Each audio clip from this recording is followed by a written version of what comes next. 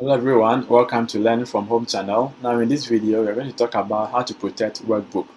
Now you can see in the previous video we talked about how to protect sheets. Now you have 3 sheets.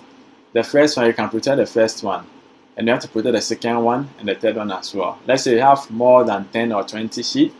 Are you going to protect them one? No.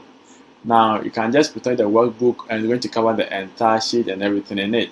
So you see, when you protect the workbook, no one can add or delete a sheet over here, and this sheet is not going to, this sign here is not going to be in this form for people to add a sheet. So you see that now you can add sheets here, right? You see, you can, if added a sheet, okay, and now you can rename sheet as well, as you can see. So as you can see here, you can still rename sheet or delete sheet as well. But when you go to protect sheet, let's see what happens in it. So in order to go to protect sheet, go to the review tab, click on review tab. So in the first video we talked about how to protect sheet. Now this is also used to protect the sheet as well. Now let's go for a second one, that is the protect workbook. So click on the protect workbook and now type in your password and verify the password. Okay, so now protect structure.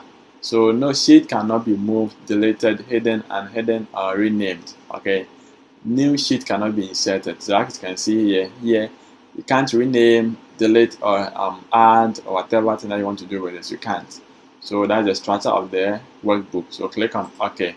Now when that you see, now no one can, as soon as you bring the cursor here, you see you can't add. When you right click, you can't delete or insert a new sheet.